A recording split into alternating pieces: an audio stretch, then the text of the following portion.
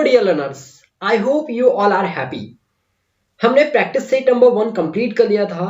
Section C जो grammar आता है आपके इंग्लिश के पेपर में, आप अगर 9th में हो, 10th में हो, 11th क्लास में हो या फिर आप 12th क्लास में हो, आप किसी भी क्लास में हो और आप अगर स्कूल एग्जाम दे रहे हो तो आपको इंग्लिश पेपर में सेक्शन सी देखने मिलता है, जो ज्यादातर एग्जाम में क्वेश्चन नंबर 7 या तो फिर क्वेश्चन नंबर 6 में देखने मिलता है।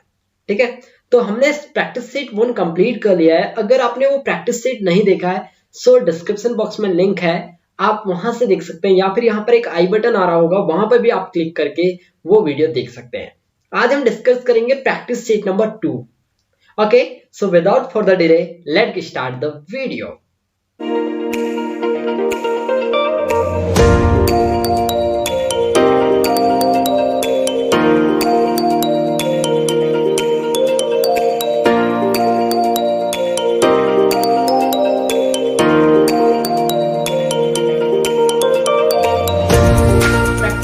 नंबर 2, क्वेश्चन नंबर 6 आपको भी एग्जाम में ऐसे देखने मिलेगा।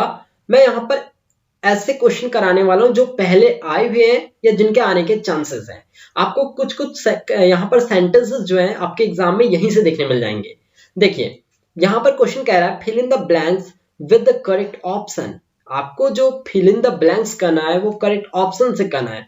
एनी 5, आपको ऐसे 6-7 दिए रहेंगे जिसमें से आपको बोला जाएगा कि कोई भी 5 करिए, और हर एक क्वेश्चन 1 नंबर का होगा और आपको ऐसे 5 करना होगा तो आपको मिल जाएंगे 5 नंबर। और 5 नंबर लेना यहां से बहुत आसान है। अगर आप हमसे कनेक्टेड हैं और आप ये वीडियो देख रहे हो तो ट्रस्ट मी, आपके एग्जाम में नंबर नहीं कटेंगे, आपके पूरे सेंटेंस करेक्ट जाएंगे। अगर आपको ग्रामर बनता है तो भी या नहीं भी बनता है तो भी आपको यहां से सारी चीजें क्लियर हो जाएंगी। देखिए, सेंटेंस नंबर 1, पहला क्वेश्चन कह रहा है ही इज ब्लैंक MBA। यहां पर 3 आर्टिकल दिया गया है। देखिए, आर्टिकल थोड़ा समझते हैं। आर्टिकल 3 टाइप्स के होते हैं, आपको पता है। एक होता है आर्टिकल नंबर द, एक होता है आपके पास में एन, और एक होता है ए। आर्टिकल द कहता है कोई भी अगर बिग ऑब्जेक्ट है, अगर कोई भी एक बिग ऑब्जेक्ट है तो बिग ऑब्जेक्ट के नाम के पहले आपको आर्टिकल द लगाना पड़ता है। एन आर्टिकल की अगर मैं बात करूं तो एन आर्टिकल कहां लगाते हो? जिनकी स्टार्टिंग हिंदी के स्वरों से होती है, उन अक्षरों के नाम के पहले आप क्या लगाते हो? एन आर्टिकल लगाते हो। जिनकी व्यंजन से शुरुआत होती है, व्यंजन, जिन अक्षरों की शुरुआत व्यंजन से होती है उनके पहले आप लगाते हैं ए आर्टिकल। क्या लगाते हैं आप? ए आर्टिकल लगाते हैं। अगर हम बात करें आगे, यहां पर दिया है ही इज ब्लैंक MBA। अच्छा बताओ, MBA कोई बड़ा ऑब्जेक्ट है क्या? यूनिवर्स में कोई एक है क्या? नहीं। अब देखो, ये तो द आर्टिकल तो आपका क्रॉस हो गया यहां पर, क्लियर। अब बचा AIN। मैंने आपको बताया है कि हिंदी के स्वर या तो फिर व्यंजन से शब्द स्टार्ट हो रहा है कि ये देख लो, यहां पर लिखा है एम, पूरा मत लिखो, बस पहला वर्ड लिख दो। यहां पर देखो पहला वाला क्या आ रहा है? स्वर आ रहा है, तो यहां पर हमारा ए आर्टिकल तो ऐसे ही कट हो गया। तो यहां पर ऑप्शन क्या आ जाएगा? करेक्ट। यहां पर आपका करेक्ट आंसर हो जाएगा एन। क्या हो जाएगा आपके पास में? करेक्ट आंसर एन हो जाएगा। क्लियर। नेक्स्ट पढ़िए, the table is blank bye हर। यहां पर आपको एक बात समझ में आ रही है कि यहां पर एक बाय वर्ड लग गया, और जब कभी भी बाय वर्ड लगने के बाद में ऑब्जेक्टिव केस लगा होता है तो वो बन जाता है वॉइस का सेंटेंस। कहां का सेंटेंस बन जाता है? वो वॉइस का सेंटेंस बन जाता है। और जब सेंटेंस ही वॉइस का बन जाता है तो वहां पर लगाई जाती है वर्ब की थर्ड फॉर्म। क्या लगाई जाती है? वर्ब की थर्ड फॉर्म लगाना पड़ता है। अब देखो, यहां पर वर्ब की थर्ड फॉर्म कौन सी है? आप बोलेंगे सर, रिपेयर तो वर्ब की फर्स्ट फॉर्म है, रिपेयर्स वर्ब की फिफ्थ फॉर्म है, तो यहां पर क्या बचा फिर? ये हो गया वर्ब की फर्स्ट फॉर्म, ये हो गया वर्ब की 5वीं फॉर्म, ये हो गई थर्ड फॉर्म। तो यहां पर फिर लगाना क्या होगा? हमारा करेक्ट आंसर हो जाएगा रिपेयर्ड। क्या हो जाएगा? रिपेयर्ड। तो यहां पर करेक्ट आंसर क्या हो जाएगा? रिपेयर्ड। ओके, ये आपका करेक्ट आंसर है, रिपेयर्ड। तो यहां से आपको आंसर पता चल गया क्या आ रहा है? रिपेयर्ड आ रहा है। ओके, नेक्स्ट सेंटेंस देखो, he is poor. He is poor blank happy. वो बता रहा है कि वह गरीब है लेकिन कैसा है? बट, किंतु। बट समझ में आ गया? और का मतलब होता है या, एंड का मतलब होता है और। ओके, गरीब है और खुश है, और तो नहीं हो सकता, गरीब भी रहेगा और खुश भी रहेगा, दोनों काम एक साथ नहीं। लेकिन किंतु, गरीब है लेकिन किंतु वो कैसा है? खुश है, तो यहां पर बट ऑप्शन आ जाएगा। ओके, यहाँ पर क्या आ गया करेक्ट आंसर आपका बट। नेक्स्ट देखो Rohan, Rohan prefers T, prefer बोल रहा है वो आपकी फर्स्ट फॉर्म लगाया है, प्रेजेंट सिंपल टेंस है। प्रेफर्स टी किसके प्लेस पर, टू कॉफी, देन आ नहीं सकता है, फ्रॉम का प्रीपोजिशन वहां लगाते हैं जहां पे एक जगह से दूसरे ऑब्जेक्ट जगह पर जाने की बात की जाती है। तो यहाँ पे आपका करेक्ट आंसर हो जाएगा टू, क्या हो जाएगा करेक्ट ऑप्शन टू हो जाएगा। नेक्स्ट देखो the traffic rules blank be followed, यहां पर बोला जा रहा है कि ट्रैफिक रूल्स को फॉलो किया ही जाना चाहिए। शुड का मतलब होता है नॉर्मल एडवाइस, तो शुड नहीं आ सकता। कैन का मतलब होता है पावर एबिलिटी, कैन भी नहीं आ सकता। लेकिन मस्ट क्या बताता है, इंपॉर्टेंस वाली एडवाइस बताता है, तो यहां पर फिर क्या आ जाएगा, यहां पर हमारे पास में मस्ट आ जाएगा। आप भी जानते हैं कि ट्रैफिक रूल्स को फॉलो किया ही जाना चाहिए, तो यहां पर फिर मस्ट आ जाएगा। अगला देखिए, have you blank complain against me, यहां पर क्या बोल रहा है, सम का मतलब हो जाता है कुछ, एनी का मतलब होता है कोई, मैनी का मतलब हो जाता है कई। अब आप ही लोग चूज करो। हैव यू, क्या आपके पास कुछ कंप्लेंट है मेरे लिए, कुछ कैसी हो सकती है, कुछ यानी कि काउंटिंग भी तो होना चाहिए। कई कंप्लेंट है, इतनी सारी कैसे कंप्लेंट हो सकती है, बहुत सारी। तो यहाँ पर करेक्ट आंसर क्या हो जाएगा आपके पास में, मैंने आपको एक बात बताया है और एक ध्यान रखो, सम का यूज आप कहां करते हो, सम का यूज आप करते हो अफर्मेटिव में। एनी का यूज आप कहां करते हैं, एनी का यूज आप करते हैं नेगेटिव और इंटरगेटिव सेंटेंसेस में, या फिर मैं बोल दूं क्वेश्चन सेंटेंसेस में। और ये जो सेंटेंस है ये है आपका इंटरगेटिव, तो यहां पर फिर क्या आ जाएगा आपका करेक्ट आंसर एनी आ जाएगा। क्या आ जाएगा करेक्ट आंसर एनी आ जाएगा। तो आपके पूरे आंसर पता चल गए, यहां पर टू आया था, यहां पर मस्ट, यहां पर एनी। लास्ट वाला रीड करिए, I don't like of them, यहां पर ईदर आएगा या नीदर आएगा, इसको कई बार आइदर नीदर भी पढ़ते हैं। तो यहां पर क्या जाएगा, I don't like either of them, person की बात की जा रही है। Okay, either of them. देखिए नीदर ऑलरेडी क्या है, नेगेटिव है। अब यहां पे फंडा समझना कैसे घुमाया जा रहा है हमें। यहां पर जो नीदर है ये ऑलरेडी नेगेटिव है, ये क्या है ऑलरेडी नेगेटिव है। अब जब नीदर लगा है तो नेगेटिव नहीं होना चाहिए सेंटेंस, मैंने बोला डोंट, तो डोंट ऑलरेडी नेगेटिव है, तो सेंटेंस में अलग से नेगेटिव बताने की जरूरत नहीं है। तो यहां पर इन्होंने क्या किया, डोंट का यूज कर दिया।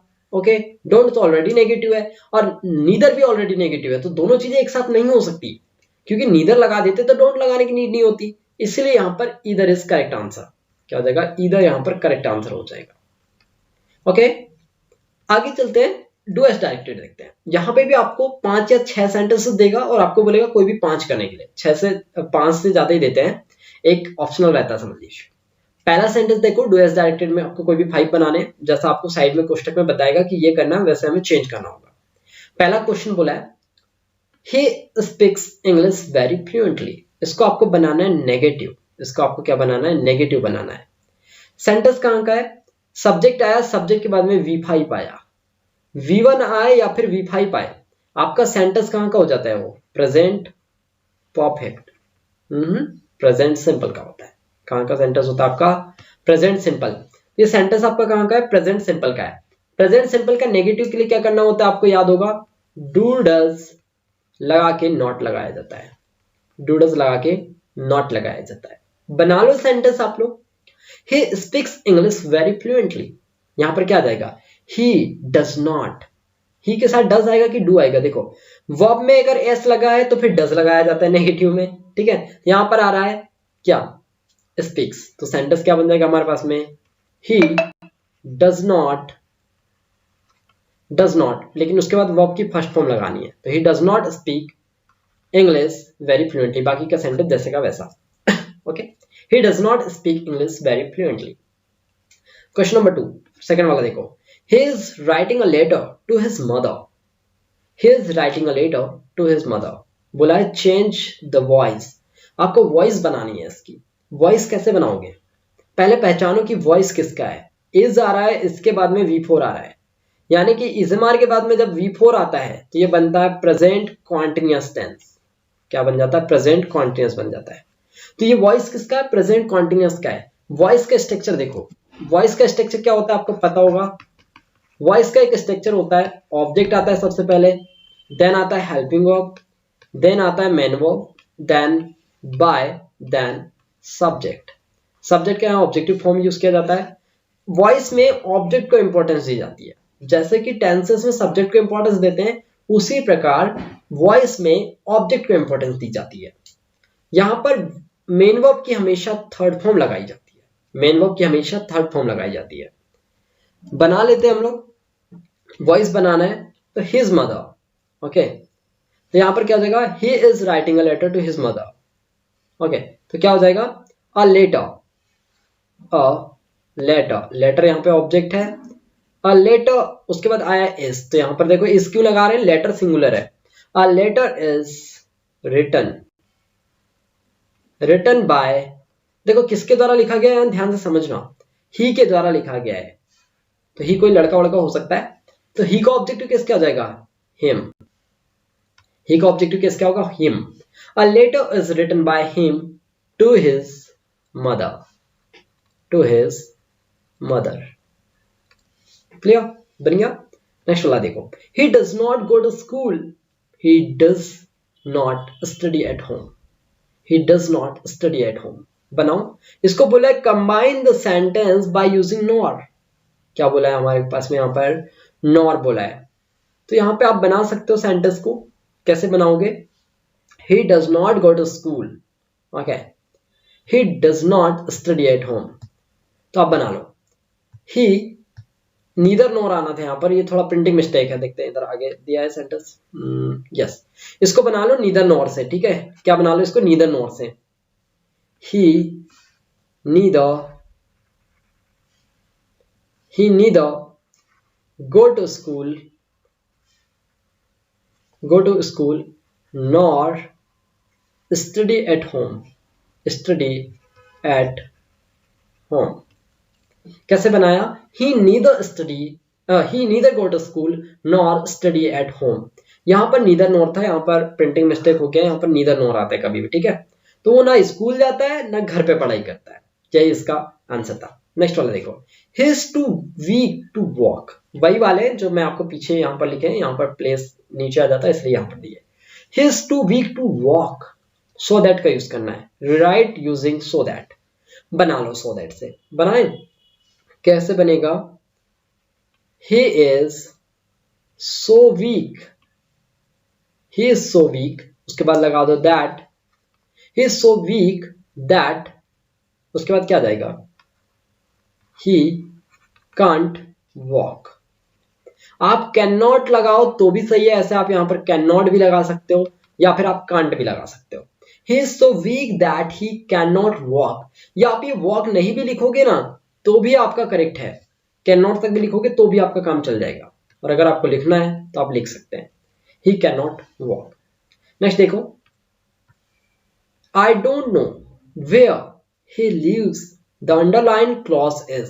तो ये जो क्लॉज बोला है, आपसे क्लॉज पूछ रहा है कि कौन सा क्लॉज है, नाउन क्लॉज है, एडजेक्टिव क्लॉज है, ये जो लिखा है ना वेयर ही लिव्स, ये कौन सा क्लॉज है, तो ये नाउन क्लॉज है, एडजेक्टिव क्लॉज है, एडवर्ब क्लॉज है, या नन ऑफ दिस, इनमें से कोई नहीं।